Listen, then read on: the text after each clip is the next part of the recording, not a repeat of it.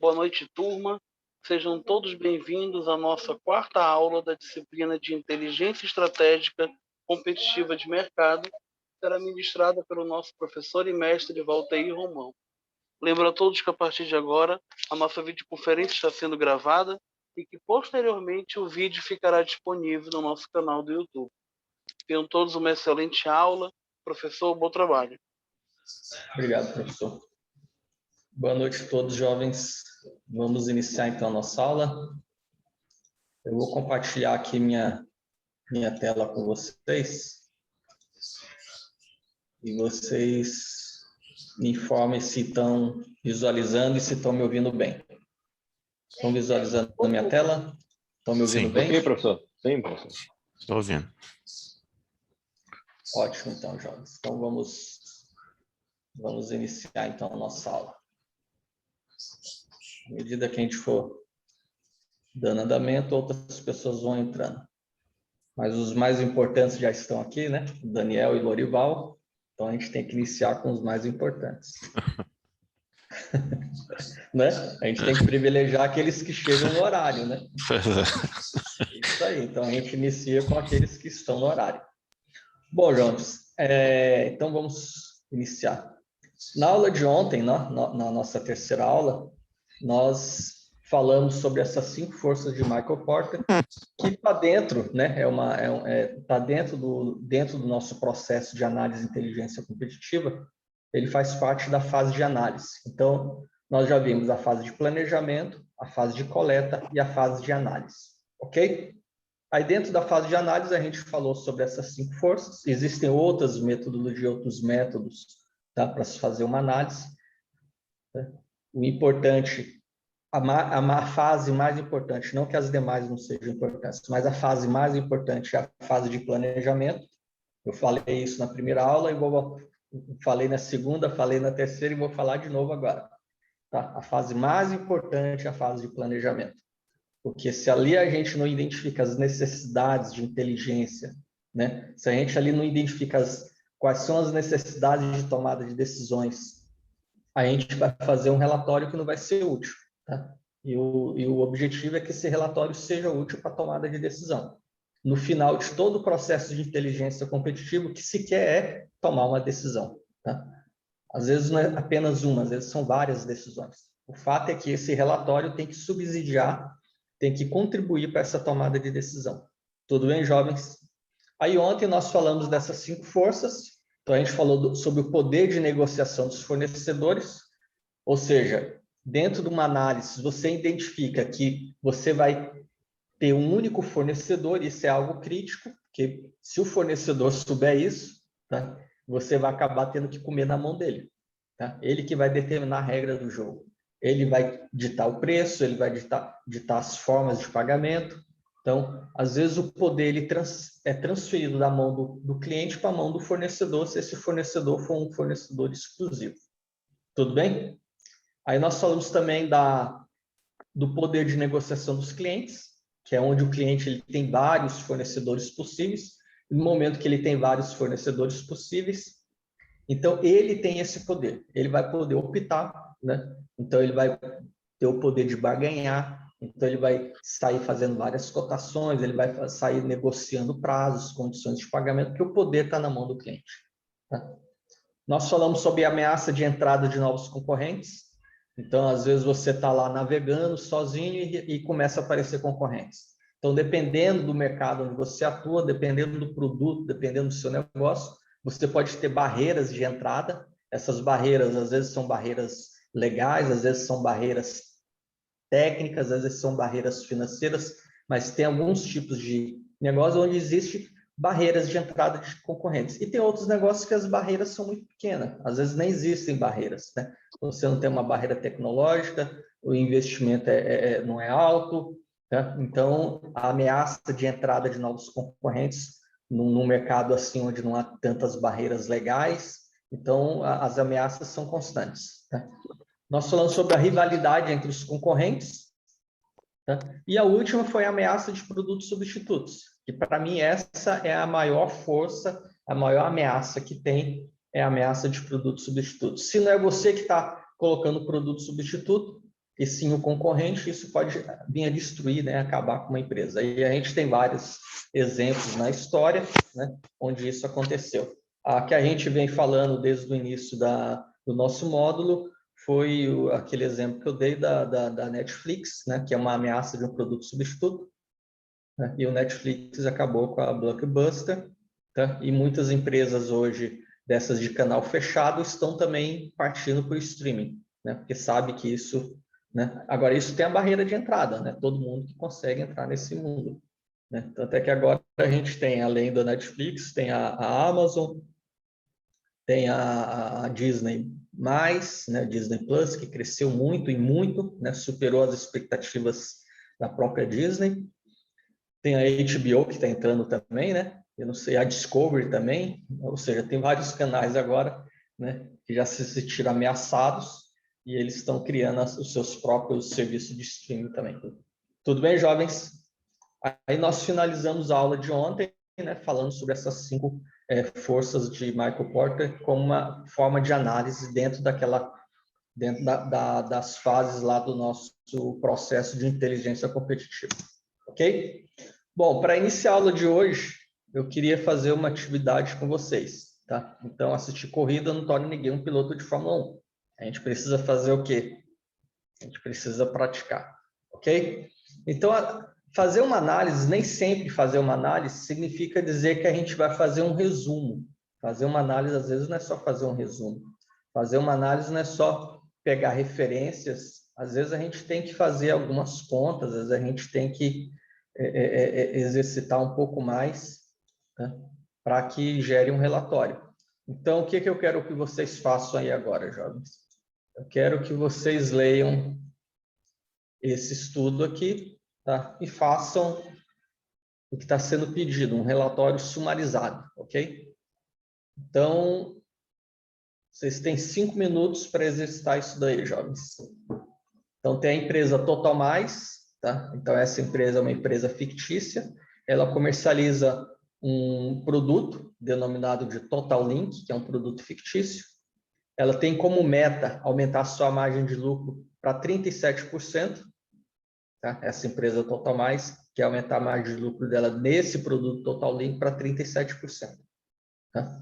Então, para subsidiar essa tomada de decisão, então a gente já extraiu qual é a necessidade da alta direção. A necessidade deles é aumentar esse lucro para 37%. E eles querem tomar essa decisão, tá? Então, a diretoria, para subsidiar essa tomada de decisão, ela solicitou um relatório para a área de inteligência competitiva. Então, sua equipe levantou os itens abaixo, a seguir. Então, esses são os itens que vocês levantaram. E se a gente observar aqui, a maior parte dessas informações foram extraídas dentro da empresa, com exceção dessa última aqui, que é uma informação exterior à empresa, fora da empresa. As demais são informações que são conseguidas dentro da empresa. Ontem a gente falou isso também, que muitas das informações que a gente precisa, elas estão dentro da empresa, tá? Então, a partir desses itens, desses dados ou dessas informações, eu quero que vocês elaborem um relatório sumarizado para auxiliar a tomada de decisão pela empresa. Ok? Então, o que tem aqui? A quantidade de produtos vendidos por dia, produtos o quê? Desse Total Link. Vocês pegaram isso da área de vendas. Tá? Então, considere aí que o mês tem 22 dias. Tá?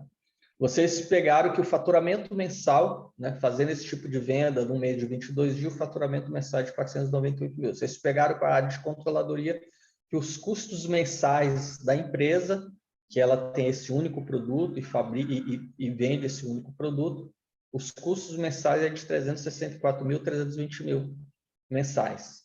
E vocês levantaram essa informação externa, onde fala que o preço do produto do concorrente é R$ 661,50. Então, baseado nessas informações, baseado nesses dados, vocês agora vão ter que gerar uma inteligência. Isso aqui ainda não é uma inteligência. Então, quero que vocês gerem uma inteligência para que a gente possa subsidiar essa tomada de decisão, tá? Sabendo que o que a alta direção quer é aumentar a margem de lucro deles para 37%. Isso é possível? Isso não é possível? Tá? Então, quero que vocês exercitem um pouco isso.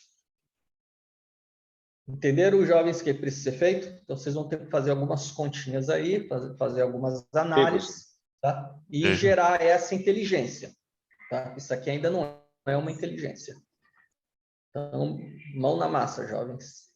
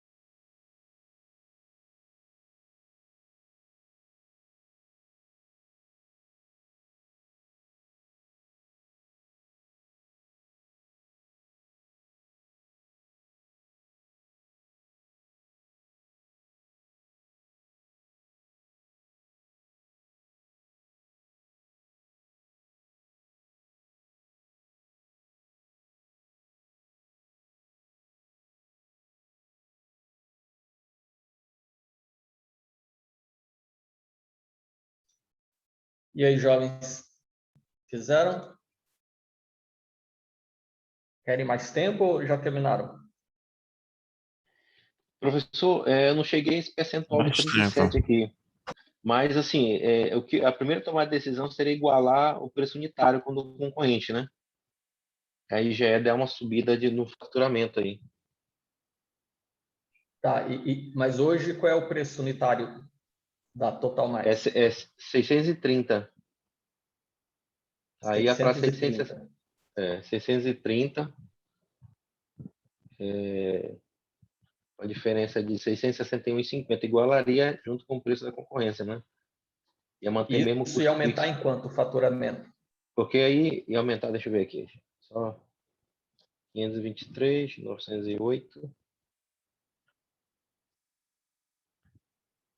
dividido por 498, 960.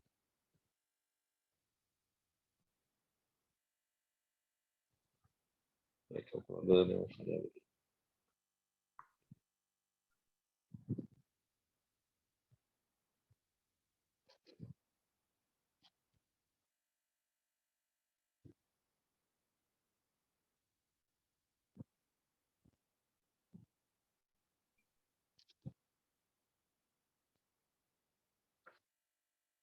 Vai aumentar em 5% somente. 5%. É. Esse 5% chega ao 37%, quanto é que é a minha margem hoje? Que coisa. 7%. Quanto? 27%. Então, hoje, a minha margem é de 27%. Né? Se eu eu consigo aumentar 5% para chegar no preço do concorrente. Ou seja, então eu consigo aí chegar a ter uma margem de 32% e não 37%. Não é isso? Todos chegaram nesses números? Ou seja, vocês encontraram aí que a minha margem hoje é de 27%. A diferença do preço do meu produto para o preço do concorrente é de 5%. Não é isso? Isso. Então, se eu aumentar o preço do meu produto, aí eu não vou mais competir com preço, né? Mas aí não somos nós que vamos decidir, a gente vai estar gerando inteligência, os tomadores de decisão que vão, baseado nisso, eles vão saber como agir. Mas o que vocês vão estar dizendo para eles, hoje a nossa margem é de 27%, o preço do nosso concorrente é R$ 661,50, o nosso produto está 5% mais barato, então ele toma a decisão. Ele vai fazer essa conta de 27 mais 5, 32, eu não consigo chegar ao 37, como é que eu poderia chegar ao 37%?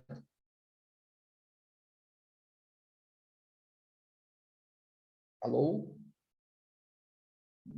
De que forma eu poderia chegar no 37%? Aumentando o preço do produto para R$ 692,96 ou reduzindo o custo. Meus custos mensais, né? É. Perfeito, é isso aí. Ou seja, quem vai tomar essa decisão é a alta direção. O que nós vamos estar passando para eles é a inteligência. Então, o que vocês chegaram, né? As informações que vocês chegaram é isso, que a margem da empresa é de 27% e os custos são de 73%. O preço do produto concorrente é 5% mais caro que o preço do produto da Total Link. Então, isso daqui é a inteligência. Tudo bem, jovens? Passar isso daqui, claro que isso aqui está resumido, é uma coisa mais simples, tá? Mas o que a gente precisa passar para a empresa é isso, tá? Que a gente precisa... Eles vão tomar decisões. Então, eles sabem que o meu concorrente é 5% mais caro. Se eu quero continuar ainda competindo com o preço, então não vou aumentar 5%, vou aumentar 4%. Opa, sai de 27% foi para 31%. Não, ainda não é o meu 37%. Só que eu sei que meus custos são 73%. Essa diferença aí, esses 6% aí, eu consigo reduzir nos meus custos? Tá? Aí uma outra informação, né? Uma outra inteligência que poderia ser passado para os tomadores de decisão seriam vocês estratificarem, né? Esses custos que tem, vocês apresentarem esses custos estratificados. Então, esses custos de 73%, vocês poderiam chegar e apresentar isso aqui para eles, algo semelhante a isso. 40% é relacionado à energia, 10% é transporte, 12% é telefonia, 13% é produção e 17% é matéria-prima.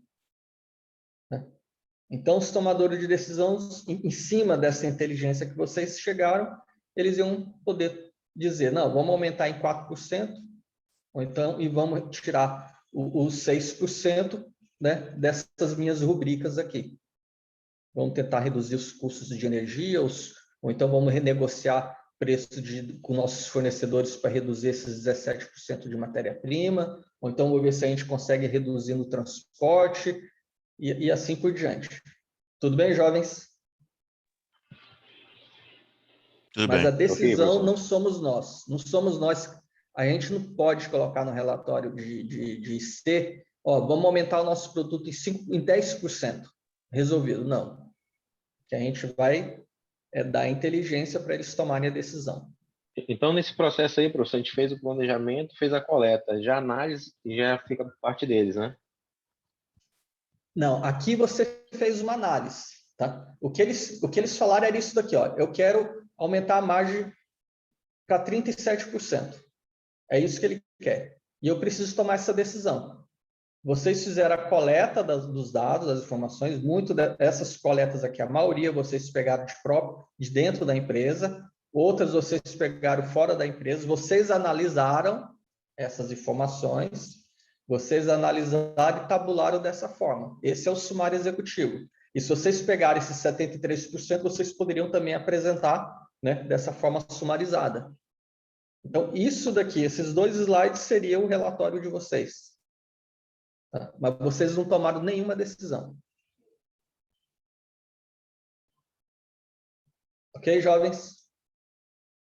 Ok. Perfeito. Quando eu trabalhava fazendo estudos de viabilidade, trabalhei durante muito tempo fazendo estudos de viabilidade técnica e econômica. Tá? E no início eu tinha essa tendência, no início eu queria meio que tomar decisão. Às vezes eu era um pouco tendencioso, né? E depois eu comecei a ver que não podia ser tendencioso na elaboração desses meus relatórios. Tá? Então eu fazia uma análise seca, né? Sem nenhuma tendência, procurava não ser tendencioso em nada. Tá? Então eu analisava quais eram os principais plays, quais eram os principais key components, quais as principais funcionalidades, né? Analisava os preços, né? Analisava essa questão econômica de desenvolver, porque eu fazia estudos de viabilidade técnica para desenvolvimento de novos produtos, mas eu deixava a decisão para a alta direção, porque eles eram quem tinham que decidir, não eu. Ok? Ok, jovens? Alguma dúvida? Então, vamos em frente. Então, dentro da fase de análise, existem vários métodos, onde a gente falou sobre as 5 forças de Porter, Michael Porter, e hoje a gente vai falar sobre análise pestal. Essas outras demais existem na literatura e também tem no material na apostila de vocês. Então, vou ver o que é análise pestal. Tá? Análise pestal é uma extensão da análise PEST. Acredito eu que alguns de vocês já ouviram falar. Tá? Então, ela trata de uma ferramenta para análise de entrada de qualquer empresa no mercado ou na reanálise de posicionamento dessas empresas que já existem. Tá? Então, essa ferramenta baseia-se na análise de fatores externos à empresa que podem impactar direta ou indiretamente o seu negócio. Tá? Então, de onde vem a análise pestal? P é de política, E é de econômica, S social, T tecnológica, A ambiental e L legal. Então, quando eu fazia estudos de viabilidade técnica e econômica, eu só avaliava a questão econômica e a questão tecnológica. Eu não avaliava questões sociais, nem questões políticas, nem ambiental e nem legal. Tá? O meu trabalho era só análise técnica e econômica. Eu só analisava esses dois pontos aqui. E dentro de uma organização, tá? Dentro de uma área de IC, você pode ter esses especialistas. Então, você pode ter uma pessoa mais técnica que vai se envolver com essas questões tecnológicas, você pode ter lá um cara que é mais ligado ao direito, então ele vai ver mais essas questões legais, tá? Outro, né, mais essas questões econômicas e assim por diante. Tudo bem? Porque dificilmente uma única pessoa vai ter, né, conhecimento em todas essas áreas, porque são áreas de conhecimento bem distintas, né? Então, uma pessoa ter todo esse tipo de conhecimento aqui, né, não é fácil encontrar. E se encontrar é um diamante. Então, tem que guardar com bastante cuidado. Ok, jovens? Como eu falei para vocês, eu só ficava com a questão econômica e a questão tecnológica. As demais questões aí não ficavam comigo. Bom, então o que vem a ser essa vigilância, essa análise política? Então, tais fatores estão intrinsecamente ligados à influência que os governos podem ter sobre a atividade econômica da empresa, quer através da criação de políticas interventivas, quer na regulação que pode exercer sobre essa atividade. Aí, nesse ponto, vamos nos transportar, né? Vamos transportar essa aula para a nossa realidade. Por que nós temos aqui o Polo Industrial de Manaus? O Polo Industrial de Manaus, por que existem um polo de cerca de 500 empresas aqui em Manaus? Porque aqui é uma área onde tem insumos produtivos, de produção? Não, os insumos não são daqui. Tem mão de obra só. Nós temos mão de obra e às vezes e nem dá conta. Às vezes tem que trazer pessoas de fora para poder por causa da qualificação. Né? Então, nós temos uma grande rede de escoamento de logística. É fácil a logística daqui? Também não. Também não. Tá? Então, o que fez com que essas empresas viessem para cá e se mantêm até hoje aqui? Incentivo fiscal. Né? São os incentivos e as isenções. Né? Então, eu tenho os incentivos fiscais, eu tenho isenções, né, de alguns tributos. Ou seja, isso está relacionado a questões políticas, tá, e questões legais. Ok? Então, essas empresas que estão aqui, elas ficam constantemente fazendo essas vigilâncias. Assim, algumas, quando vão entrar, elas vão fazer uma análise sob o ponto de vista político. Então, imagina como uma empresa vai vir aqui para a Zona Franca, está pensando em vir para cá, e está tendo um rebuliço aí, querendo tirar nossas isenções e incentivos. Essa empresa vai vir para cá? Não. Se tiver em jogo, né, o fim das isenções e o fim dos incentivos, essas empresas não vão se instalar aqui. Elas vão se instalar em algum outro lugar do país, mas não aqui. Por quê? Porque aqui a gente tem uma dificuldade logística muito grande. Aqui a gente está longe dos grandes centros consumidores. Tudo bem, jovens? Tá. Então, que informações são avaliadas? Leis, decretos, normas, órgãos de governo, leis trabalhistas e fiscais. Por quê? Porque alterações de leis podem afetar o seu negócio. Então, às vezes, os caras mexem aqui num determinado segmento, né? Ah, o cara foi lá e tirou um incentivo do segmento de bebida. Ah, então a indústria de bebida vai embora daqui. Ah, ela tirou lá um incentivo, ou então tirou uma isenção no segmento de duas rodas. A empresa de duas rodas vai embora daqui. Ok, jovem? Então, essa vigilância política aqui na nossa região ela é constante. Porque qualquer alteração em alguma lei, algum decreto, tá?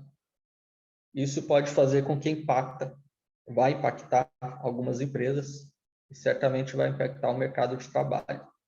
Assim como pode fazer, esse impacto pode ser positivo ou pode ser negativo. Tá? Até hoje tem sido positivo. Tá? Se não tivesse sido criadas essas leis, a gente não teria esse polo industrial aqui na nossa região. Tudo bem, jovens? Então, essa vigilância política, tá, faz parte aí do negócio. Aqui eu estou dando exemplo. Se eu sou uma empresa da área de telecom, a Vivo, ela vai ficar, vigilância dela é constante na Anatel, que é a Agência Nacional que regula as telecomunicações. Então, é aqui que a Anatel que determina quais são os procedimentos, os novos regulamentos dessas operadoras. Então, eles ficam constantemente fazendo essas vigilâncias. Tá? Então, todo tempo todo, eles estão avaliando isso. Quando a Anatel quer mudar alguma coisa, ela faz uma consulta pública. Opa, essas operadoras vão atrás dessa, verificar o que eles querem alterar, né? E vão influenciar para que dentro dessa fase de consulta pública as coisas não impactem o negócio dela. Tá? Então, quem é na área de farmacêutica vai ficar de olho na Anvisa, né? Eu dei o exemplo aqui do IDAN, ele vai ficar de olho aí do Ministério da Educação. Tudo bem, jovens? E assim por diante. Tá? Eu fico constantemente olhando a ANEEL, né? Que eu trabalho no setor de energia, então a Agência Reguladora de Energia Elétrica, né? Eu tenho que ficar olhando lá os procedimentos, eles têm lá os PRODISTs, e eu tenho que ficar tendo essa vigilância. Bom, vigilância econômica inclui o crescimento econômico, inclui taxas de juros, taxa de câmbio, taxa de inflação, linhas de financiamento, etc. Deve-se monitorar a economia nacional e o panorama internacional, já que esse vai influenciar a economia local. Ok? Então, essa vigilância econômica, diferentemente da política, tá? Aí aqui a gente está falando mais de economia, agora, a política tem influência nisso, né? Quando a gente fala em linhas de financiamento, imagina que eu sou da área de construção civil. Dependendo das linhas de financiamento, dependendo das taxas de juro, o mercado imobiliário ele cresce ou reduz. Poucas pessoas, o que mais estimula, tá, o mercado imobiliário não são as linhas de financiamento e as taxas de juros. Cair as taxas de juros, tem financiamento aí para todo mundo, várias pessoas vão comprar imóveis. Por quê? Porque a maioria das pessoas não tem um dinheiro vivo para comprar um imóvel, eles vão procurar financiar. as próprias construtoras, elas pegam linhas de financiamento de bancos para construir o empreendimento. Tudo bem, gente? A outra é com relação à inflação, à economia. A economia está boa, então se a economia está boa, então eu vou começar a pensar em produzir mais, porque vai ter demanda para isso. Então, alterações na economia impactam o negócio da empresa. Tudo bem, jovens? Está claro para todo mundo? Tudo bem. A gente está passando por isso agora, né? Por conta da pandemia, não foi uma questão política a pandemia, não foi uma questão econômica, né? Foi uma questão ambiental, né? Apareceu o vírus, se espalhou pelo mundo todo e impactou a economia de todo o país, de todos os países. Tá? Então, muita gente perdeu emprego, muitas empresas pararam, micros, pequenas empresas, empresas de indústria, empresas de bem, empresas de serviços, e agora está retomando. Então, aumentou as taxas de emprego, então a gente já começa a ver as empresas começarem a produzir mais, já está faltando coisas no mercado. Tá? Eu não sei se vocês estão acompanhando, mas está faltando semicondutores. Então, tem indústrias automobilísticas que estão pararam de produzir porque está faltando chips, componentes, circuitos eletrônicos. Tá? Então, isso porque está faltando porque a demanda cresceu e estava tudo paralisado, então está faltando insumos. Então, aqui é o exemplo do financiamento da Caixa Econômica. Então, isso é uma vigilância econômica, tem que ser avaliado. Vigilância social. O que é a vigilância social? Está relacionado ao comportamento, aos gostos, ao estilo de vida, mudanças no comportamento do consumidor decorrente de modas ou estilos temporários, inclui os aspectos culturais, preocupação com a saúde, taxa de crescimento populacional, distribuição etária, tendências profissionais e ênfase na segurança. Tá? Tem alguns mercados que eles são mais impactados por questões políticas, tem outros mercados que são mais impactados por questões econômicas, tem outros que são mais impactados pelas questões sociais e assim por diante, ok? Mas, direto ou indiretamente, todas essas vigilâncias acabam impactando uma empresa, mas alguns são mais impactados por uma ou algum desses outros parâmetros. Tá? Quem pode me dar um exemplo aqui de empresas que são impactadas com essa vigilância social? Que são muito impactadas. Alô? Não, ninguém consegue imaginar aí empresas onde essas questões sociais influenciam muito? Empresas de serviços, de um modo geral, sofre um impacto maior de vigilância social. Que tipo de serviço? Que a gente está falando, o que é essa questão social? Elas estão relacionadas ao comportamento, ao gosto, ao estilo de vida. Então, quando se muda comportamentos do consumidor, né? Então, isso é uma vigilância. Aqui ele dá o exemplo, decorrência de moda ou estilos temporários. A moda é um exemplo, a indústria da moda, ela é muito influenciada, ela é muito impactada por isso daqui. Ok? Estilo de vida, né? A gente está numa onda, né? Não de agora, né? Mas antigamente não existiam academias, né? Então, agora você tem bairros, várias academias. Não existia isso. Ninguém ouvia falar em personal trainer. Hoje isso é uma profissão, né? Tem pessoas que contratam personal trainer porque é um estilo de vida mais saudável. Tá? Hoje tem uma indústria, né, de produtos fit. Então, você vai lá no supermercado, nessas lojas, então você tem lá um monte de coisa lá com 0 caloria, né, 0 açúcar. Então, isso é uma mudança, né, do comportamento do consumidor. A indústria de pets, né, de animais domésticos, tá? Movimenta bilhões, né? Hoje, existe quase, eu esqueci o número, mas é quase a população brasileira em termos, se eu não me engano, são 140 milhões de pets, se eu não me engano. Se eu não me engano, esse é o número. Ou seja, animais domésticos, fora os que estão na rua, né? Mas os que estão na rua, coitado, tem que se virar sozinho. Mas esses que a gente cria, né? E hoje em dia a gente não cria como criava antigamente. Eu me lembro que antigamente não tinha esse negócio de veterinário, pet shop, não tinha nada disso. O cachorro comia o que a gente comia. Aliás, o cachorro comia o que sobrava do que a gente não comia. Então, aquilo que sobrava nos pratos, nas panelas, raspava lá e dava para o cachorro. Hoje em dia não faz mais isso, né? Então, essa mudança do comportamento do consumidor impacta mais ou menos algumas empresas. Tudo bem? Aspectos culturais, dependendo para onde a empresa vai atuar, tá? Alguns aspectos culturais têm que ser considerados. Tá? Então, informações avaliadas, costumes da época, estrutura social, mão de obra, segurança, crescimento demográfico. Agora, por que tem que ser feito isso? Porque mudanças sociais podem ser oportunidades ou ameaças aos negócios. Ok? Aí eu dou um exemplo aqui. A nossa população está envelhecendo.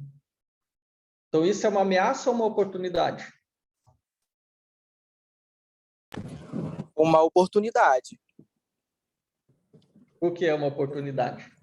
Porque eu acredito que hoje em dia as pessoas precisam, acho que o nosso mercado precisa aproveitar essa oportunidade que está surgindo de pessoas da terceira idade, esse número maior. Eu acredito que a nossa população está muito mais velha e precisa sim voltar mais atenção para esse público. É uma ameaça. Por quê? Porque diminui o número de contribuintes. Então, pessoas ficando mais velhas, população ficando mais velha, tem que ter mais novas, pelo menos o dobro, para contribuir para ajudar na assistência social deles. Quando a população fica mais velha, cadê a população jovem para contribuir? Então, para uma empresa, né, ela pode ver por esses dois ângulos aí que vocês falaram. Dependendo da empresa, vai ver como oportunidade. Eu ia falar isso, professor, oportunidade. Esse mercado... Oi? Hein, professor? Eu ia falar como oportunidade, porque Oi, os meus pais são idosos, né? E eles consomem muito. Viajam, e viajam assim. Viajam excursão só para idosos. Você imagina um avião cheio de velhinho. Pois é, os meus pais Olha que legal. Olha que legal. Aí, e são viagens, às vezes, aqui no Brasil mesmo, né? Algumas viagens são internacionais. Mas sempre assim, eles só viajam em excursões especializadas em terceira idade, entendeu? Que já vai... Então, essas empresas que organizam esse tipo de caravanas, né, de pacotes turísticos, elas estão vendo isso como uma oportunidade. Né? Mas, assim como o Lorival falou, para essas empresas, talvez de previdências privadas, né, de previdência, até do próprio governo, né, e aí algumas empresas que precisam de mão de obra, muita mão de obra, isso pode ser visto como uma ameaça. Por quê? Porque a população está envelhecendo, né? Eu preciso de pessoas para trabalhar, pessoas mais ativas, né? Talvez o tipo de trabalho exige um determinado tipo de esforço físico, então isso pode ser visto como uma ameaça. Tá? Então depende de uma ou de outra. Depende da empresa, do mercado onde ela vai querer atuar. Mas isso pode ser visto como uma oportunidade ou como uma ameaça. Tá? Tem várias oportunidades aqui, né? Várias oportunidades. E essa outra imagem que eu passei?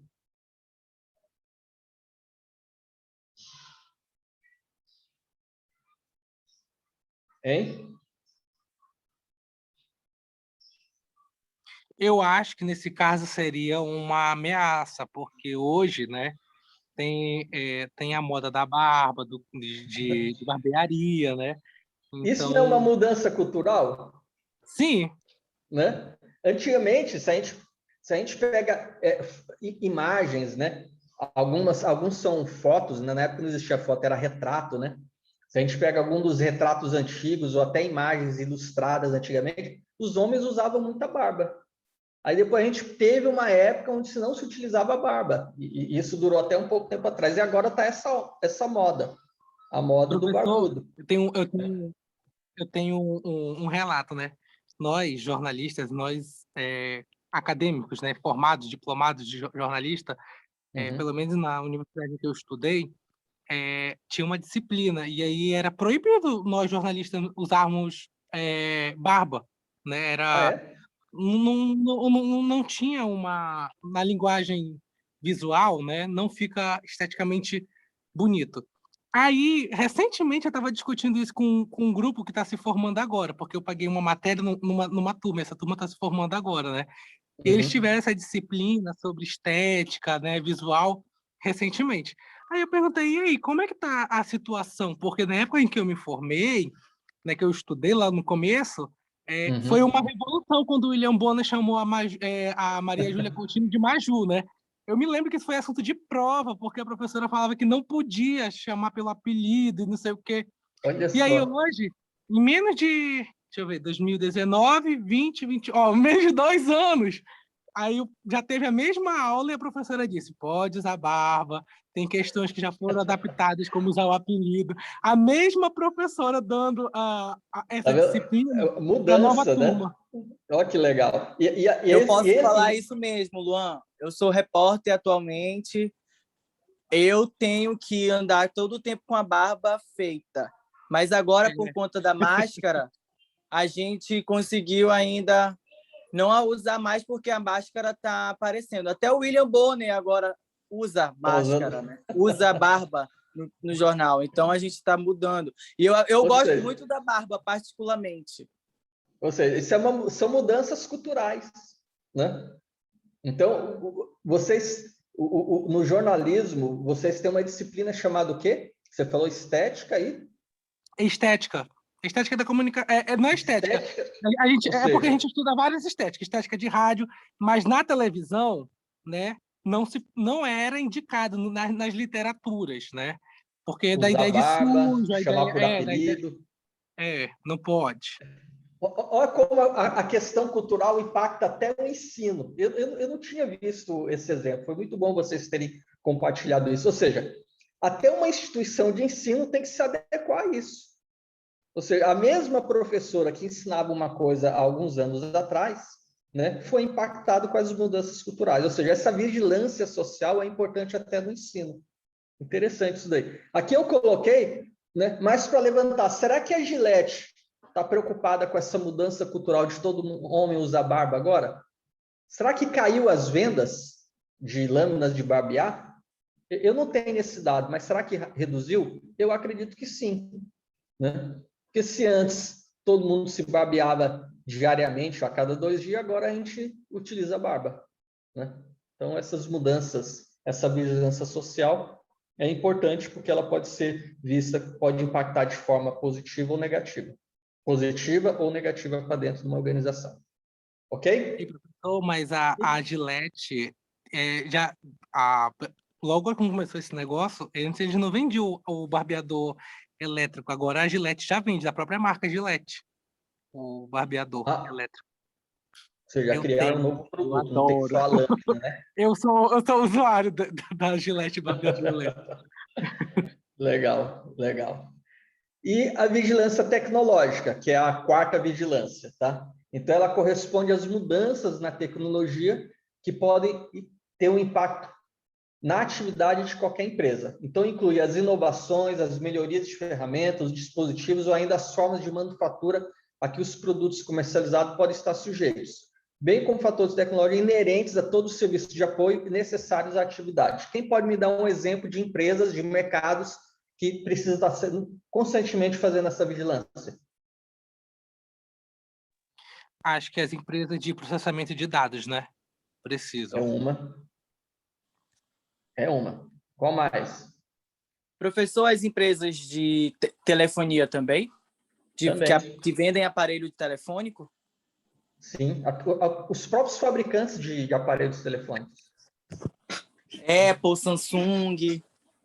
Tudo, porque se surge uma nova tecnologia que vai revolucionar o meio de comunicação, como foi a comunicação sem fio, né? Então isso se encaixa até nas redes sociais, né, professor? Então isso se encaixa até nas redes sociais, né? Sim, a internet foi um salto tecnológico, né? A internet propiciou, né, o desenvolvimento e uma mudança enorme nos meios da gente interagir, né? E foi uma tecnologia que causou isso daí. Várias empresas surgiram, outras desapareceram, outras entraram e viram aquilo ali como uma oportunidade, né? A internet, a tecnologia, tá? A mesma coisa com a comunicação sem fio, tá? A partir do momento que a gente conseguiu desenvolver dispositivos pequenos, né? Dispositivos que pudesse carregar de um lugar para o outro e que pudesse ter um determinado nível de energia com as baterias, né? Aí fizeram o celular e cresceu esse mercado e as vendas, e nunca se popularizou tanto um produto tão rapidamente como o celular, isso que a gente vivenciou.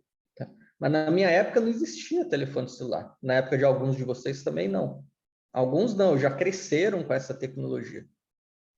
Professor, se tem uma coisa que essa vigilância de novas tecnologias aconteceu bastante, e principalmente eu que trabalho na área da saúde, foi em relação à questão desses testes de Covid, né?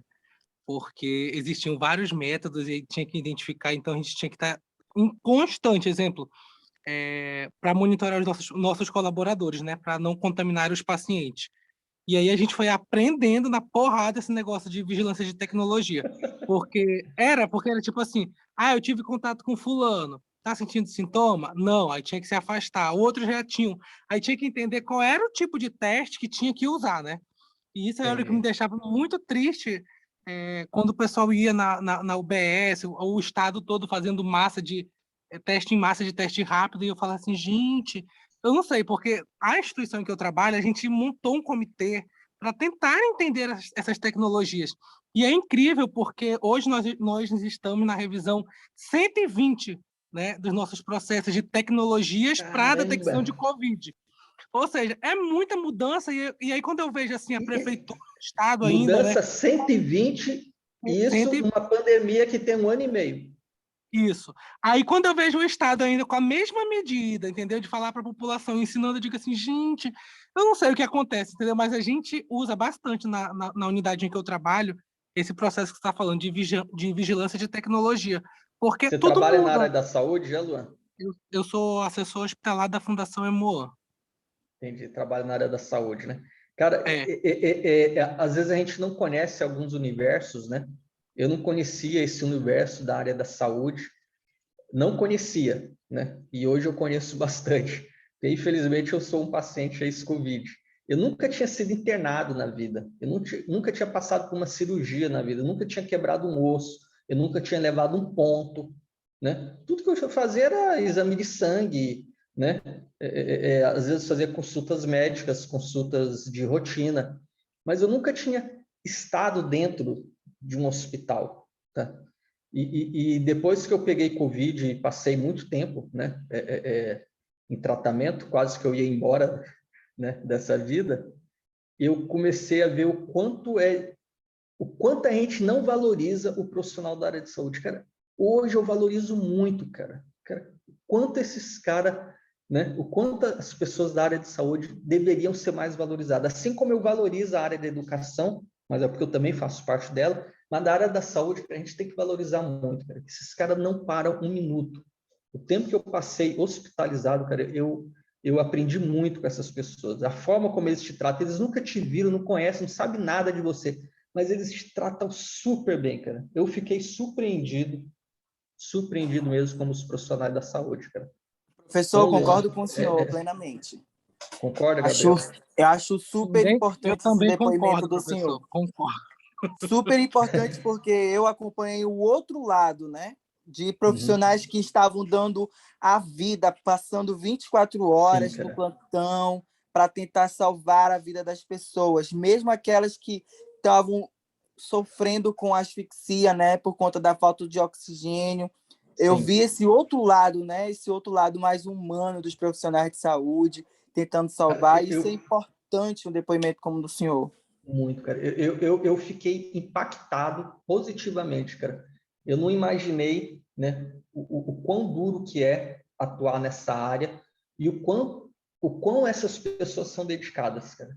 A forma como me tratavam, cara. Eu estava totalmente debilitado, estava totalmente frágil, tá? E essas pessoas me trataram tão bem, cara. Eu tô aqui hoje por conta deles, Tá? E, professor, um detalhe, né? Não só do médico, por conta do médico, por conta do enfermeiro, por conta do fisioterapeuta, por conta do técnico de enfermagem, por conta do nutricionista. Cara, é uma equipe, cara. Tá?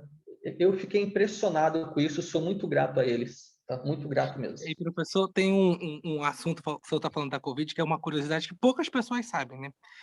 Instituições como o 28 de agosto, lá o próprio Emoan, o Tropical, o Tropical não, o SECOM, né? Até o Delfina, quando a gente ia trabalhar, a gente tinha que fazer o teste, né? E para dar para os pacientes fazerem, houve um período em que houve portarias internas em cada instituição que estabelecia assim, o médico entrava e ele tinha que ficar 3 dias lá, porque não tinha teste para o colega ir para fazer com os outros colegas que iriam entrar. E a gente também adotou medidas na rede pública, aqui em algumas unidades, que o acompanhante entrava, ele tinha que passar 5 dias, ele não podia mais sair, porque o acompanhante que entrava tinha que fazer o teste. Então era assim, a gente passava 3 dias no mínimo no hospital, só podia sair depois das 72 horas, e o acompanhante ficava 5 dias, não podia trocar para evitar a contaminação. E para poder garantir teste para as outras pessoas. Sim. Então, essas revisões foram acontecendo, até achar um método de teste certo para entender as tecnologias possíveis e a gente desenvolver a nossa própria tecnologia aqui. Interessante, cara. Então, voltando para essa área da saúde, os hospitais, eles têm que ter essa vigilância tecnológica. Porque tem vários aparelhos, vários aparatos tecnológicos lá que são necessários, assim como uma vigilância também na área legal, né? Excelente, gente. Bom, informações avaliadas. Pesquisa. Está tendo pesquisa nessa área que eu atuo? Novos produtos. Está sendo prospectado novos produtos, novos serviços, processos, patentes. Tá? Algum de vocês já entrou no escritório de patente?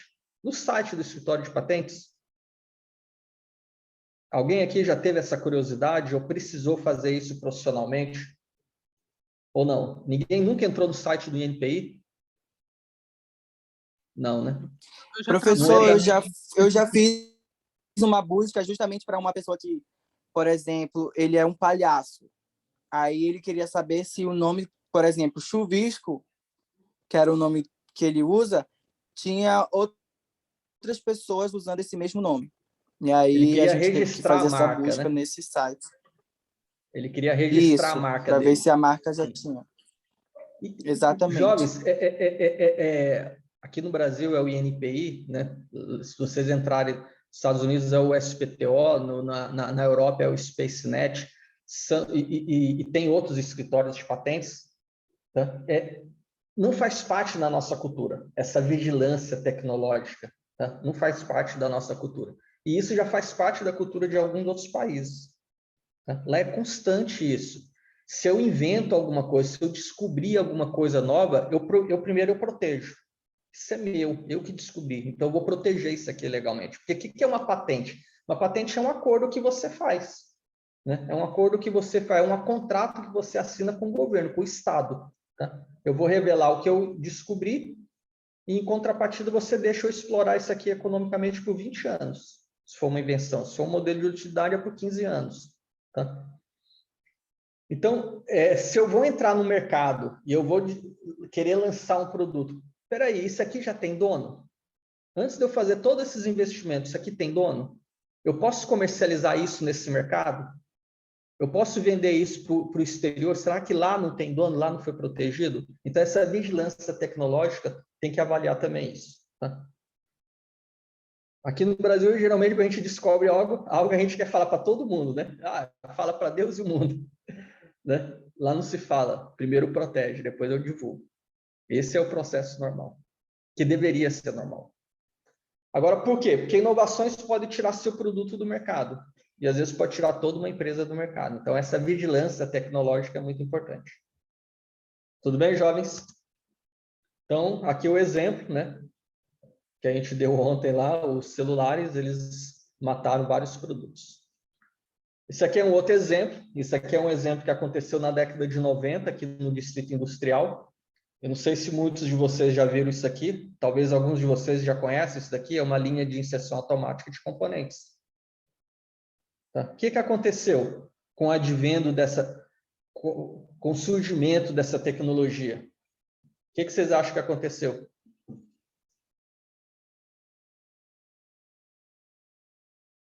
Alô? Opa, demissões. Os técnicos que faziam antes foram substituídos parte dele pela máquina.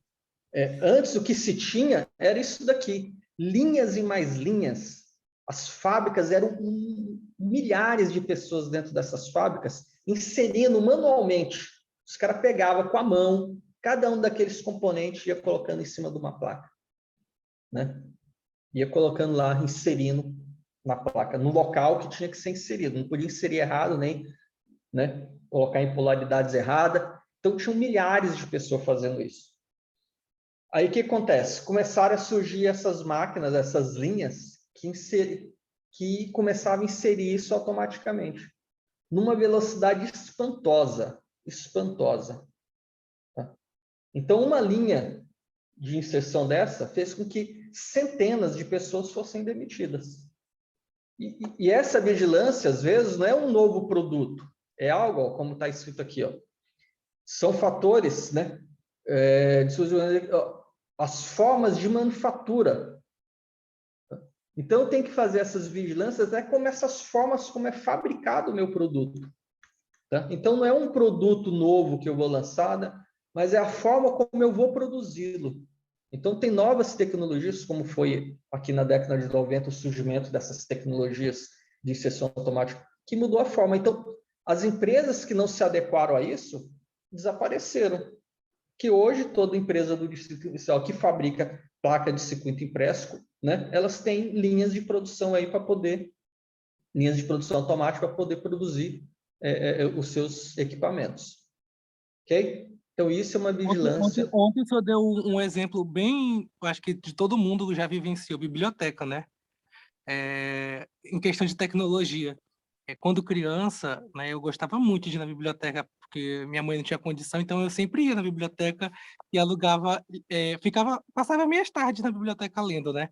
Aí um dia a bibliotecária me chamou e falou bem assim: sabia que se você trazer sua foto, sua certidão de nascimento e comprovante de residência, você tira um cartãozinho aqui, você pode levar o livro, passar uma semana na sua casa e aí depois você devolve? Aí eu achei o máximo, né, isso, né? Era a revolução. Aí, quando eu entrei na faculdade, professor,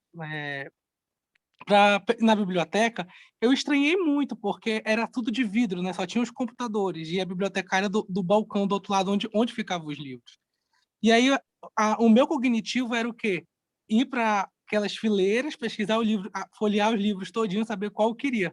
E eu tive que me adaptar na graduação a sentar no computador, escrever o título do que eu queria, ou então o autor, o assunto, né?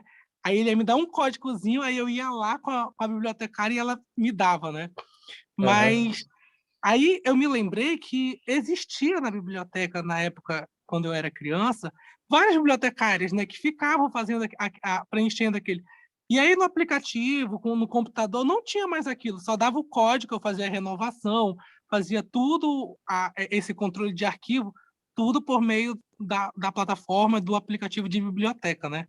E agora no IDAAN, né, a gente nunca teve nem acesso, assim, tem a biblioteca lá, mas tudo que o professor fala tem lá na biblioteca virtual. E aí a gente vai dar um clique e pronto. Já está com o livro. Eu digo assim, gente, como é incrível. Eu tenho uma biblioteca, né? Eu tenho uma biblioteca no celular, né? Isso mesmo. Então, eu não compro mais livros, livros físicos. Eu compro livros, né? Tudo eletrônicos. Então, eu tenho aqui, ó, uma biblioteca no meu celular, onde eu tenho centenas de livros aqui, né? Então, essa vigilância tecnológica também serve para isso. Hoje em dia tem a própria livraria Saraiva, né, que é uma livraria que tem há décadas, né, há muito tempo no mercado, e ela está passando por problemas financeiros, né? Parece que está tentando arrumar um investidor ou vender. O engraçado é que as pessoas... essas tecnologias forçam, né, o ambiente, né, a adotar essas tecnologias. Eu estava no TCC da faculdade, e aí eu falei, quer saber, eu vou numa biblioteca que eu acho que vai ser do jeito que me remete à minha infância, do jeito que eu me sinto mais confortável, porque foi o jeito que eu aprendi, né, inicial. E aqui não fica no cognitivo. Aí eu fui na UFAM. Aí chego na UFAM, a mulher fala bem assim, o livro que você quer, você vai ali no computador, pesquisa lá, e eu vou lhe dar o livro. Aí eu digo, porra, na minha faculdade é desse jeito, não tem como. Todo mundo já está acostumado. A tecnologia vem e obriga a pessoa a seguir daquele ritmo. Sim. Não tem como fugir. Então, essa vigilância tecnológica, ela acaba atingindo a maioria, se não todos os mercados, né? Até com essa pandemia, a gente viu o quanto empresas pequenas, né? Empresas de bairro mesmo, tiveram que se adequar, né? Para venda online, para o delivery. É verdade. Então, isso teve que acontecer, porque senão eu fechava o meu negócio. Tá? Então, hoje até a padaria hoje recebe, né, tem um aplicativo, se comunica com o cliente via WhatsApp, recebe pedidos, entrega, tudo por conta Pix também, as pessoas estão sendo obrigadas a ter Pix. O Pix.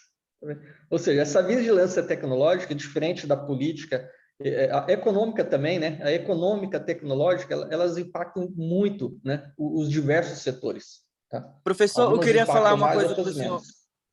Queria perguntar uma coisa para o senhor sobre essa aula de hoje, que eu estou gostando muito. Parabéns. Em relação à tecnologia, por exemplo, sobre as fitas de videocassetes, que quando eu era criança ainda gostava muito, a gente tinha muito isso, né? Aí passou a ser DVD. Aí hoje em dia não existe mais nem o DVD, aí passou a ser os canais, né? Que tem séries e os filmes aí que a gente assiste. É incrível como a tecnologia... Eu fico imaginando o que possa vir daqui para frente, né? Se a gente já tem até isso hoje, imagine o que pode vir por aí pela frente. Gabriel, aguarde a rede 5G, cara. Cara, vai ser uma revolução a rede 5G. Tá? Vai ser algo impactante. Tá? Que vai permitir inúmeras coisas. Eu não sei se vai nos unir, eu não sei se vai nos unir ou vai separar de vez, entendeu? Porque algumas tecnologias, tudo depende do uso, né? Até água, né, pode se tornar um veneno, né? Se tomar muita água, você pode morrer afogado. Né? Tudo é veneno, só depende da dose, né? Então, a tecnologia, ela pode unir, como muitas pessoas voltaram a se encontrar por conta da tecnologia, mas ela também separa. Tá? Então, a vigilância tecnológica que antes era para as grandes empresas, hoje em dia é para aquela empresa, né, que está ali no bairro, que atua ali localmente, não é nem regionalmente, não é nem em todo o município, ela atua ali somente naquele bairro e ela tem que estar com essa vigilância tecnológica. E essa pandemia mostrou isso, a importância dessa vigilância. Ok? Vigilância ambiental. Relaciona-se com as preocupações de caráter ambiental presentes nos negócios. As empresas precisam estar cientes de seus impactos no meio ambiente em todo o seu ciclo produtivo. A gente vê que teve uma mudança, até uma mudança nas leis, mudanças na cultura, que antigamente a gente não se preocupava tanto com essas questões ambientais e hoje em dia a gente tem que se preocupar sim com essas questões ambientais. Tá? Hoje as leis, os tema mundial, né, normas... professor? Oi? É tema mundial. Os países Sim. mais ricos se reúnem. Essa época agora que a gente está vivendo aqui no Brasil, de inverno, mas em algumas áreas do país, a sensação de seca, de clima mais quente, torna com que o Pantanal e a Amazônia fiquem mais, registrem mais queimadas, né? Isso tudo Sim. mexe no cotidiano das pessoas. Gente, não sei se vocês já pararam para pensar. Vamos lá. Em média, né, a nossa expectativa de vida é 76 anos, 77 anos. A expectativa de vida de um brasileiro. Caiu um pouquinho agora por conta da pandemia, né? Mas imagina o quanto nós extraímos da natureza durante esses 77 anos. O quanto a gente extrai e o quanto a gente joga de lixo na natureza em 77 anos. Então, a dívida é muito grande. né, que nós temos. E as empresas é a mesma coisa, né? Tudo que nós temos é uma extração de coisas da natureza, até os nossos produtos sintéticos, né? Tudo é uma derivação da natureza, tudo a gente extrai dela, né? A gente não traz nada de outro planeta, né? Tudo a gente está extraindo daqui, ou seja, daquilo que está na superfície ou aquilo que está, né, abaixo da superfície, né? Inclusive, vem as tudo que a gente consequências tem, imediatas, né, professor? exato. Então, essa vigilância ambiental, né, ou porque as empresas querem fazer isso, ou porque elas são obrigadas a fazer isso, né? O fato é que tem que ter essa vigilância ambiental. Então, tem várias diretrizes, normas, decretos, né? Existe até norma ISO para esse tipo de coisa, né? Quando a gente fala a ISO 14000, ela tem esse viés ambiental, né? E isso não deixa de ser uma barreira, né? Alguns clientes só querem adquirir produtos de uma empresa que tenha a ISO 9001, que tem a ISO 14000, né? Agora está vindo aí a ISO 50001, já está aí, né? Que é para a área de energia, que tem uma relação com o ambiente, uma relação direta, tá? Então, isso tem que ser vigiado. Então, por quê? Porque alterações em leis podem afetar o seu negócio. Vou dar um exemplo do que aconteceu, não é da época de vocês, mas talvez vocês vão se lembrar, mas era da minha época. Antigamente, toda caixa d'água era de amianto, aquelas fibras de amianto. Era aquelas caixas, parecia uma caixa d'água de cimento, ela era uma fibra, que nem aquelas telhas Eternit, né, que era de amianto. E hoje em dia as telhas e as caixas d'água, elas são de fibra de vidro. As caixas d'água são essas redondas, de azuis até e tudo mais. Mas antes não era. Tá? Aí tiveram mudanças, né, nessas legislações ambientais que começaram a proibir. Não se pode mais produzir, né, caixa d'água nem telhas com fibra de amianto. O que aconteceu com essas empresas? Elas tiveram que adequar o processo, tiveram que desenvolver um novo produto, né, com nova matéria-prima, e começaram a desenvolver produtos à base de fibra de vidro, mas a fibra de amianto não poderia mais. Aquelas que não conseguiram se adequar fecharam, porque a legislação não permite mais a fabricação disso. Tudo bem? Tem outros produtos, né? Eu tô numa dúvida aqui, porque me passou assim na cabeça. Quando surgiu, teve pré-sal, questão de exploração, né? E aqui na Amazônia, teve um período em que a Total tentou explorar aqui a nossa bacia, né? Porque foi encontrado, vamos dizer assim, petróleo, né? Dos recifes que tinham. E aí, nessa época, eu era um dos voluntários do Greenpeace aqui na região, né? E aí nós tivemos uma conversa com o Greenpeace Internacional, que vinha um navio para cá para investigar e tudo. Só que já essas plataformas já estavam compradas, o governo já estava cedendo para eles, né? E aí fomos para os jornais, começamos a convocar as pessoas, começamos a fazer protesto, o navio do Greenpeace veio para cá, e aí, aí na época eu coordenava os voluntários aqui, aí jogavam num dia, marcamos num dia no Brasil todo, fazemos um protesto, né? E aí jogava gente na ponte do Rio Negro, gente na Ponta Negra, no Teatro Amazonas, no Mercado do Lisboa, na Avenida 7 de Setembro, todo mundo com vários sujos de petróleo, carne, peixe de ficção no chão, né? Foram para o Planalto, lá em Brasília, sujaram tudo fingindo de petróleo, foram no Pão de Açúcar, sujaram lá, fizeram várias fotos institucionais de petróleo. E aí a gente conseguiu chamar a atenção das autoridades, né, de meio ambiente em 2018. E aí surgiu diretrizes, vou dizer assim, que agora são leis, né, que protegeram esses recifes que estavam lá, né, aqui, estão ainda, né, e mostramos que existiam espécies que ainda não estavam nunca foram catalogadas no mundo, né, aqui. E essas espécies viviam uma profundidade que não tinha luz. Conclusão, essas empresas que já tinham comprado suas plataformas aqui tiveram que sair, porque não foi autorizado. Devido primeiro a esse movimento. Aí depois surgiu uma diretriz do Greenpeace, junto com as organizações internacionais, que começaram a colocar pressão nessas empresas, né? E aí, dessa ação que aconteceu aqui, local, virou a nível nacional e depois virou a nível internacional, porque essas empresas estavam fora do país. Então, os outros grupos de voluntários começaram a fazer protesto onde tinha essas empresas, né? E aí eu me lembro que tem a Italux, né? A Italux vendia um dos produtos dessa empresa. E nós fomos com cartaz, todo mundo sujo, na frente da Italux, lá na Torquato. Aí o dono veio desesperado, pelo amor de Deus, não vão divulgar. Aí a gente, não, a gente vai editar, não vai colocar que tem aqui não, só para dar a ideia do local. E isso a gente conseguiu.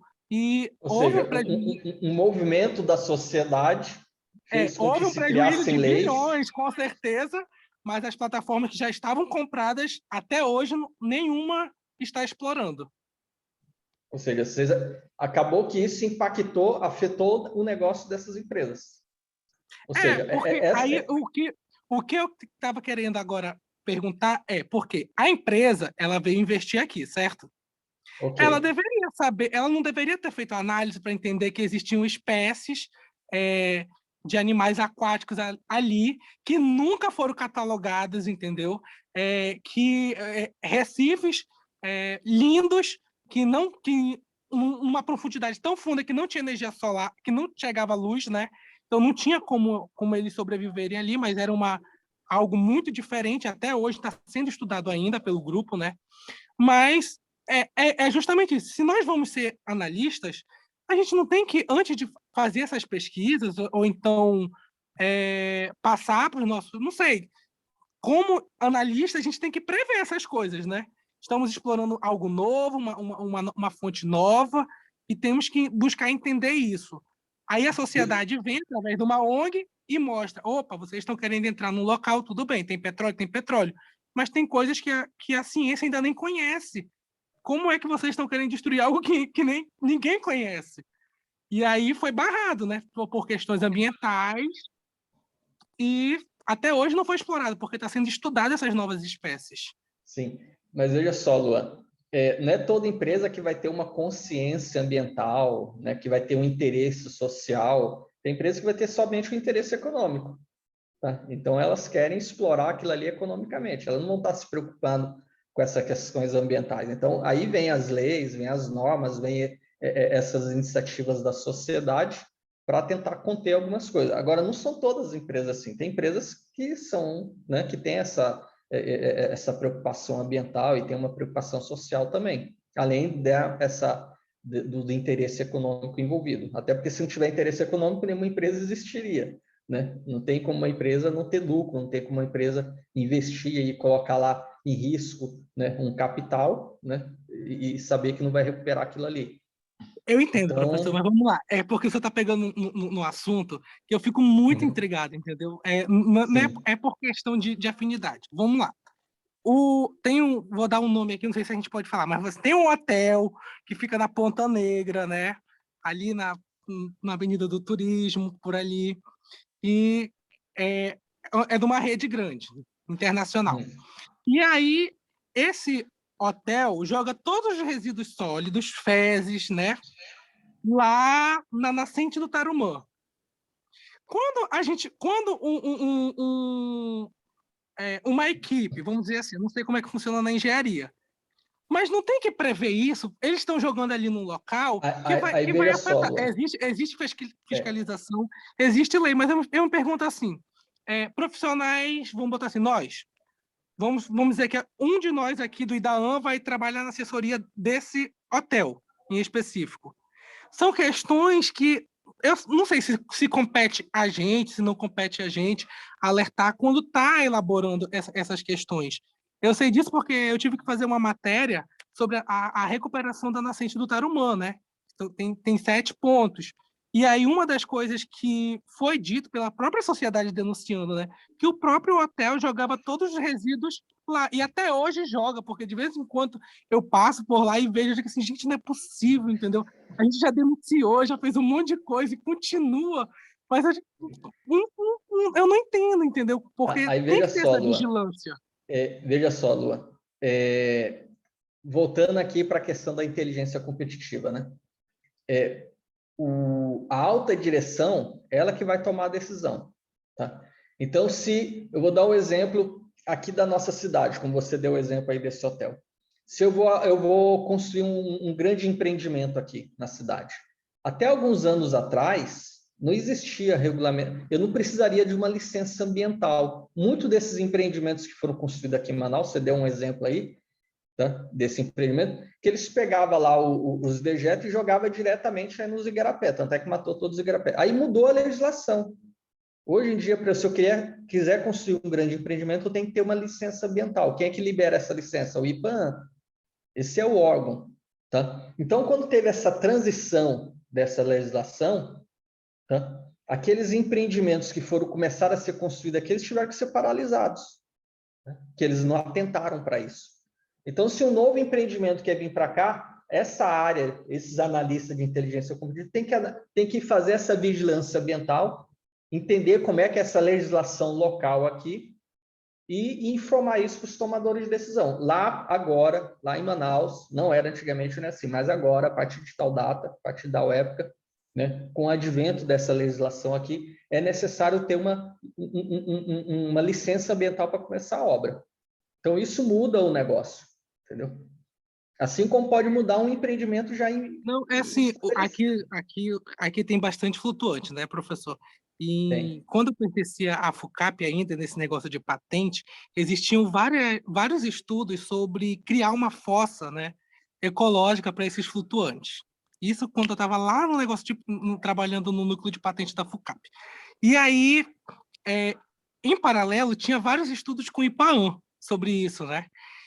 Como criar essas fossas. E aí, agora, recentemente, né, nesse penúltimo final de semana, eu fui para um flutuante.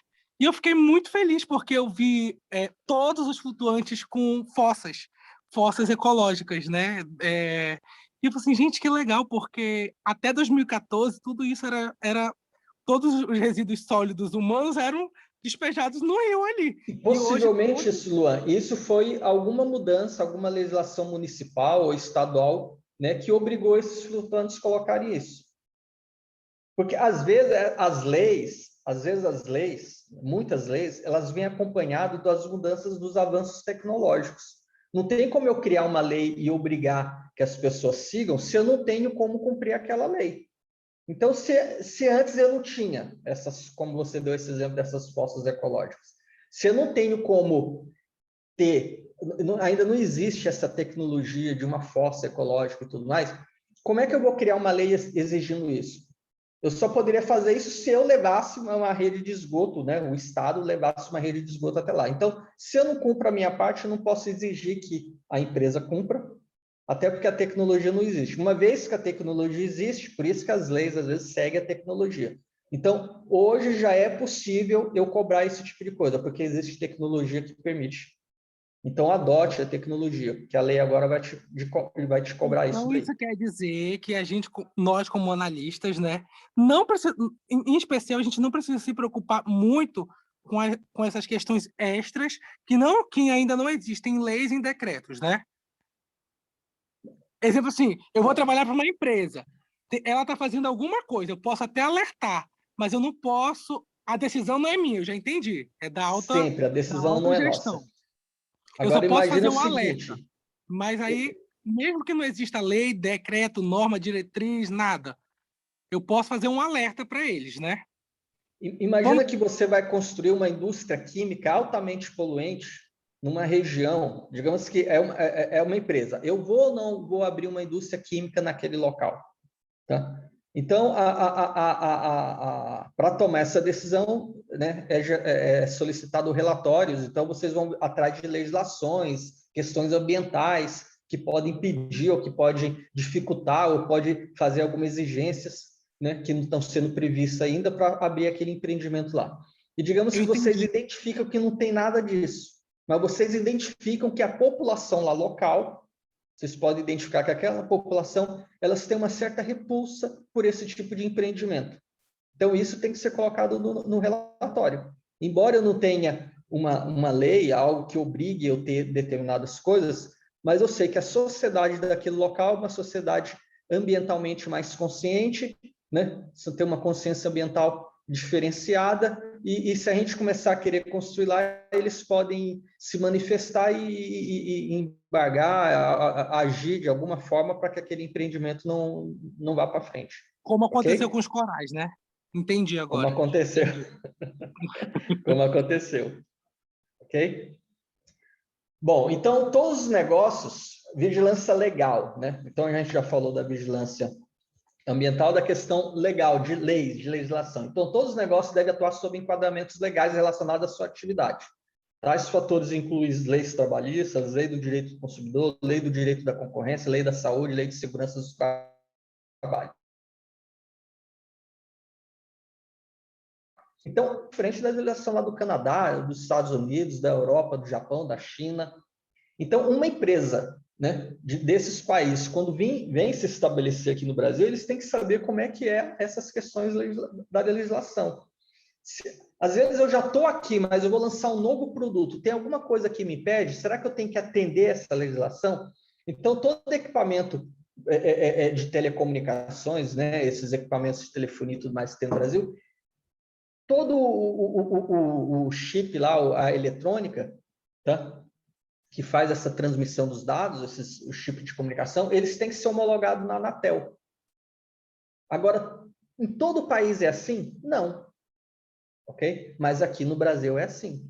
Então, se uma empresa quer produzir aqui, ela tem que dar entrada na homologação desse componente de comunicação aqui no Brasil.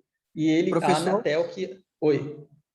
Desculpa interromper o senhor, mas eu acho que um exemplo que se encaixa também, eu acredito, não sei, mas se o senhor pode me corrigir, é em relação às empresas que querem se instalar no polo industrial de Manaus. Para eles se instalarem aqui, eles têm que seguir todo um protocolo ambiental, né, de reflorestamento da floresta, redundante, né, mas de reflorestamento justamente para que não agride totalmente a floresta amazônica, né? Então, eles precisam seguir um padrão para se instalarem aqui, que é por isso que alguns ambientalistas defendem o polo aqui, né? Sim. A gente tem que cumprir até o PPB.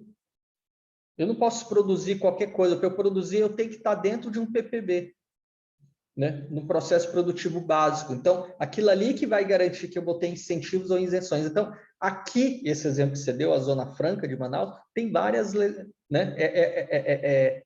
A empresa tem que se enquadrar nas legislações daqui se quiser ter os incentivos e as isenções.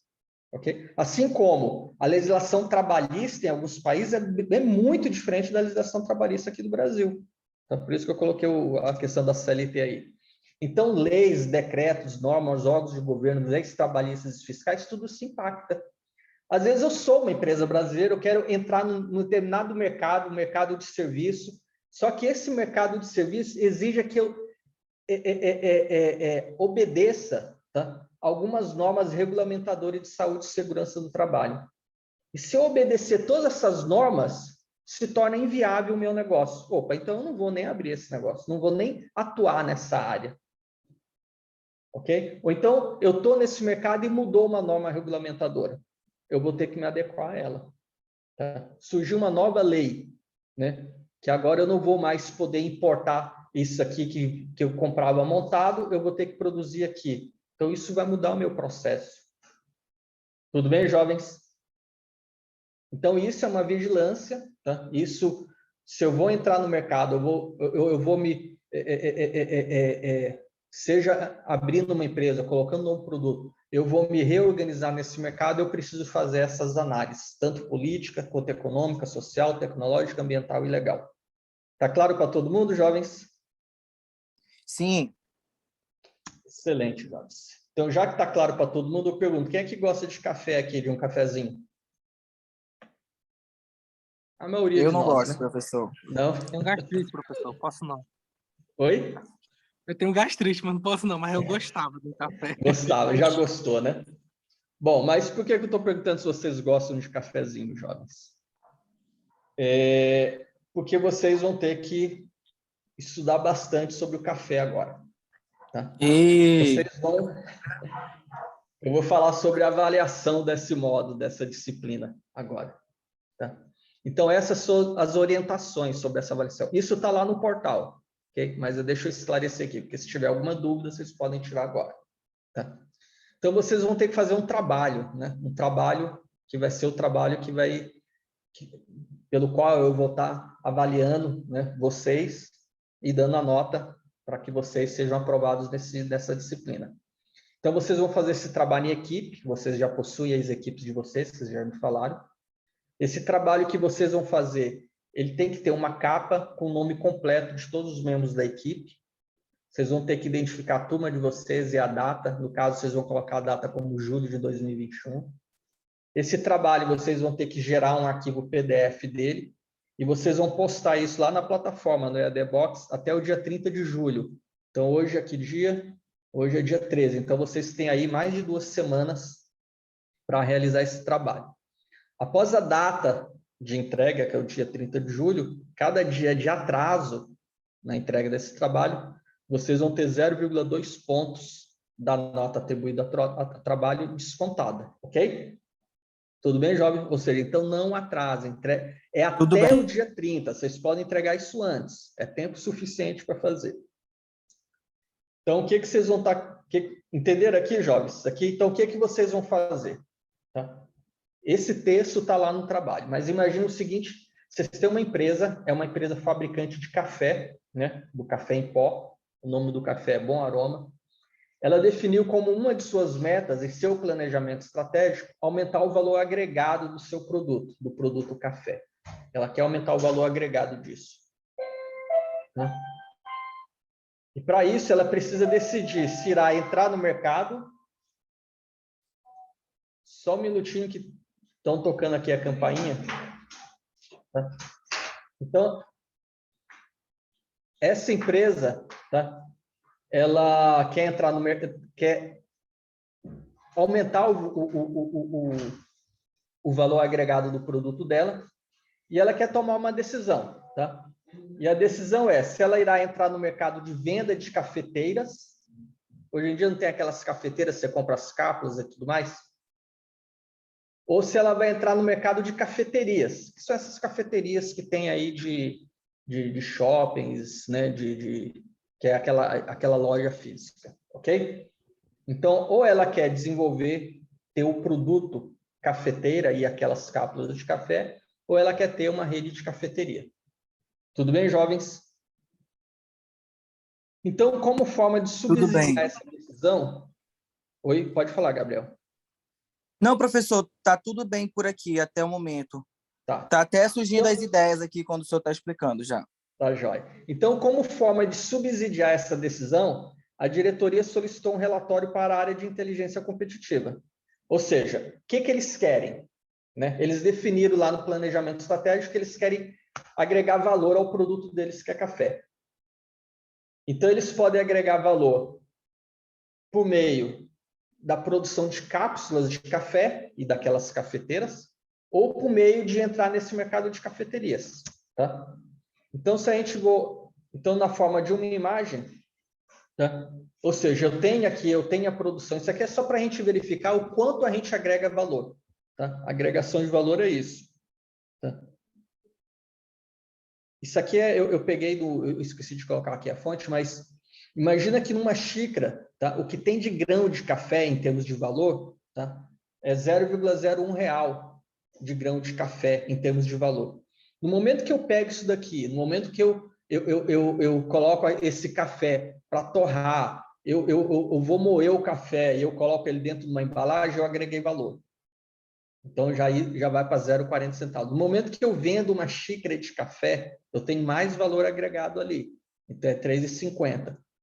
No momento que eu coloco isso dentro dessas cafeterias, onde você não está comprando um café, você está tendo uma experiência, né, ali dentro, tomando aquele café, naquele ambiente e tudo mais, você acaba pagando mais por isso daí. Né? Aquela xícarazinha que era 3,50 passa a ser a 10 reais, porque você não paga só pelo café, você está pagando pela experiência. Então, isso é agregar valor. Tá? Então, o que a empresa quer fazer é isso. Hoje, ela produz o café. Tá? E ela quer saber se ela vai para esse mercado de cafeterias ou se ela vai para esse mercado de cafeteiras e cápsulas de café. Ok, jovens? Eu quero tomar essa decisão. Ok. Hoje eu estou aqui. Eu vou para esse caminho ou eu vou para esse caminho daqui?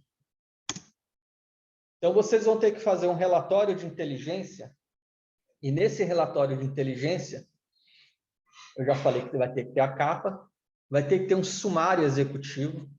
Ei, tá? professor, Oi. só uma dúvida. É porque tem na imagem anterior, você pode voltar, por gentileza? Exemplo, tem ponto café. É dessa marca ou a gente pode escolher a Não, marca? isso aqui é porque eu peguei da internet. Não, é porque é justamente isso. Não. Porque muita gente pode estar pensando, outros colegas podem estar Não, pensando, é do ponto café que ele quer, um relatório do ponto. não é. O que essa empresa quer saber? Eu entro para esse mercado de cafeterias, ou seja, hoje eu produzo café. Então, dando esse exemplo aqui, o café do ponto. Antes eles só produziam café. Aí eles, agora eles já têm a cafeteria deles. Eles agregaram valor, né? Aqui, eles vendem lá a xícarazinha de café deles, é bem mais cara do que você comprar um pacote aqui de café. Você faz dezenas, centenas de xícaras de café e paga Ou seja, eu menos. posso criar minha marca de café, é isso?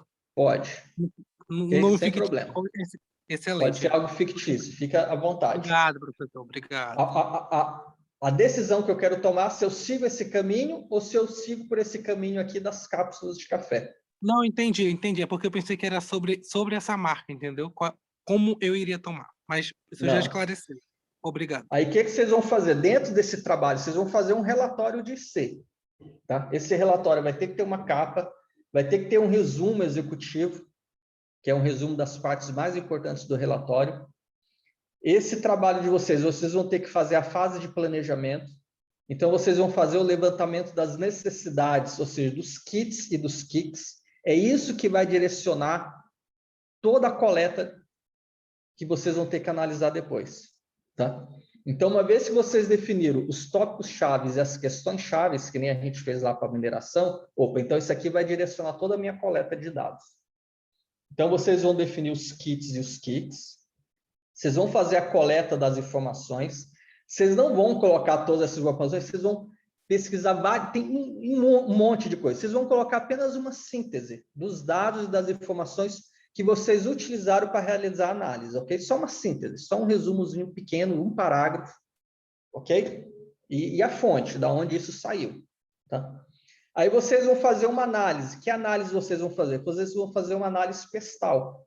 Então, do ponto de vista político, como é que está esse mercado de café? Do ponto de vista econômico, vocês vão analisar as pessoas, né? Do ponto de vista social, as pessoas vêm tomando mais café ou o consumo de café vem diminuindo? Eu quero saber isso. Imagina que eu seja o dono dessa empresa Bom Aroma, tá? Ano a ano, vem aumentando o consumo de café ou vem diminuindo? As pessoas estão indo mais em cafeteria ou estão comprando mais essas cápsulas de café? Qual é o preço de um café numa cafeteria dessa ou qual é o preço de uma cápsula dessa? Eu preciso dessas informações. Do ponto de vista tecnológicos, tá? Existe alguma barreira, existe alguma dificuldade tecnológica para eu produzir aquelas cápsulas? Porque a cafeteria não, é aquelas máquinas de fazer café que é conhecidas há décadas já. Mas para eu produzir essas cápsulas, tem algum desafio tecnológico? Tá? Do ponto de vista ambiental e legal, ok? Então, vocês vão fazer uma análise pestal. Então, vou fazer uma análise do ponto de vista político, do ponto de vista legal, tá? Tem legislações relacionadas a esse mercado de café? Tudo bem, jovens? Então, vocês vão ter uma sessão para o político, uma sessão para o econômico, uma sessão para o social, uma sessão para o tecnológico, uma para o ambiental e outra para o legal. Tudo bem, jovens? Isso dentro do relatório de vocês. Aí, lá no sumário executivo, vocês vão fazer uma análise. Vocês não vão tomar nenhuma decisão. Ok? Vocês vão subsidiar a tomada de decisão com esse relatório. Aí a conclusão, a apresentação das principais conclusões que irão subsidiar as tomadas de decisões. Tá claro para todo mundo, jovens? O que vocês vão ter que fazer? Isso para o mercado de café. Pode explicar novamente a conclusão, por gentileza?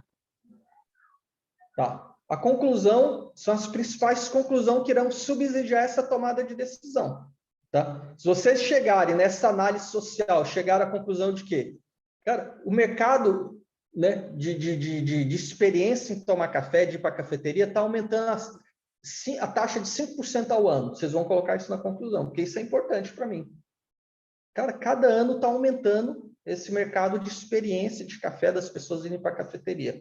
Ou então, não, o mercado de venda de cápsulas cresceu nos últimos 3 anos tantos por cento. Opa, isso vocês têm que colocar na conclusão, porque isso vai tomar... Porque toda empresa quer o quê? Quer ter lucro, né? Eu vou ganhar mais dinheiro indo para o mercado de cafeterias ou para o mercado de cápsulas de café? Para onde eu vou? Aonde eu vou ganhar mais dinheiro? Então, vocês têm que mostrar onde tem um maior mercado. Qual o mercado que está mais crescendo? Ou então, pode ser que vocês identifiquem nessa análise de vocês que o mercado está diminuindo. Então, talvez a decisão dela seja, eu não vou entrar em nenhum desses 2 mercados, eu vou continuar fabricando café aqui. Ok? Tudo bem? Talvez vocês encontrem aqui, ó, que para eu produzir cápsulas, as cápsulas é um produto patenteado, digamos. Quem inventou, eu vou logo adiantar para vocês, jovens. A Nespresso, ela que inventou essas cápsulas de café. E durante muito tempo ela permaneceu só, porque era uma tecnologia dela patenteada. Ninguém podia entrar nesses mercados de cápsulas de café. No dia que acabou, que caiu essa patente, aí começou a surgir. Tanto é que hoje tem várias, essas cafeteiras e essas cápsulas. Você vai no supermercado, tem vários produtos. Antes só tinha Nespresso. Ok? Mas isso, tá? Vocês vão levantar e colocar isso no trabalho de vocês. Tá? Talvez, se esse trabalho fosse feito há 10 anos atrás, vocês iam chegar à conclusão, ó, você não pode entrar nesse mercado de cápsulas, porque existe uma patente vigente, o dono dessa patente é Nespresso, a gente não pode entrar nesse mercado. Isso aqui é deles. Vamos esperar 10 anos, daqui a 10 anos a gente pode entrar. Ok? Tudo bem, jovens? Tá claro para todo mundo o que vocês têm que fazer?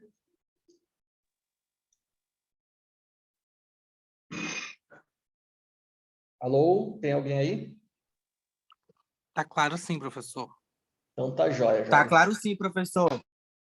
Excelente. Então isso tá lá na plataforma, tá? Vocês vão pegar o trabalho, essa descrição, essas orientações estão todas lá, e até o dia 30 vocês postam isso lá na plataforma. Tudo bem, jovens? Gente, tudo certo. Então, finalizando o nosso módulo, tá? Primeiro eu quero agradecer a atenção de vocês, a paciência de vocês, quero agradecer a educação de vocês, quero agradecer as intervenções que vocês fizeram, tá? Porque, não sei para vocês, mas para mim é um mundo novo, esse negócio de dar aula à distância. Eu sou professor há algumas décadas, mas eu sempre fui um professor de estar dentro de uma sala de aula. Então, isso é novo para mim, tá? É diferente para mim, tá? Então, eu estou aprendendo com tudo isso. Então, eu agradeço a paciência de vocês, a educação de vocês com isso, tá? Eu espero que vocês tenham entendido, tá? O processo de inteligência competitiva, ele é um processo simples, né? É um processo que envolve uma fase de planejamento, uma fase de coleta, uma fase de análise, uma fase de disseminação. Aí vocês podem perguntar, por que a gente não viu a fase de disseminação aqui? Porque disseminar é apresentar. A gente falou isso na primeira aula. Você pode apresentar isso verbalmente, você pode apresentar isso por meio de um relatório, você pode apresentar isso por meio de uma apresentação, né? Você pode apresentar isso por meio de um boletim, você pode estar fazendo isso semanalmente, mensalmente. Então, isso quem vai definir é a alta direção, como é que ela quer receber isso. E não existe nenhum modelo para isso, ok? A fase de planejamento e a fase de análise são as 2 fases mais importantes. A fase de coleta é onde você vai extrair. Ali você pode se perder na quantidade de informações. E por isso que é importante os kits e os tópicos-chave, as questões-chave, porque eles que vão direcionar o seu trabalho.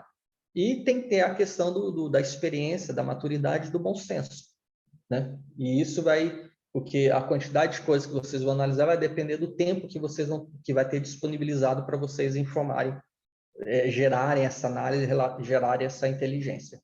Tudo bem, jovens? Tudo Ficou bem, alguma professor. dúvida com relação ao nosso módulo, com relação à nossa aula? Se ficou, esse é o momento da gente tirar essas dúvidas, jovens. Eu só fico temeroso com o primeiro trabalho. Com o primeiro? Qual, da mineração? E não o que a gente teve que fazer sobre os kicks. Então, da mineração dos kits e os kicks. Exatamente, é porque ontem eu estava conversando com o Luan e no nosso grupo a gente ficou definido que o meu colega iria encaminhar para o senhor, Tá. né? Já Mas encaminhei. não fique Eu sei, temeroso, amigo. porque Eu aquele sei, eu primeiro sei. trabalho não vale nota. O objetivo professor, daquele ainda trabalho bem. era forçar vocês a utilizarem o método. Tá? A avaliação de vocês vai ser por meio desse trabalho final que eu passei agora. Tá certo, então. Ok? Ok. A gente vai arrasar agora, né, Luan? Então, formem as equipes de vocês e comecem a fazer esse relatório de inteligência, jovens. Obrigado, professor. Também foi muito importante sua aula. O senhor foi bem didático. Para mim também é algo novo, porque eu odeio estudar virtualmente. Prefiro o contato com o professor na sala de aula. Mas o senhor saiu bem, viu? Parabéns. Valeu. Obrigado pelas palavras. Valeu, professor. Obrigado. Valeu, jovens. Boa noite a todos. E nos encontramos aí em breve. Até logo.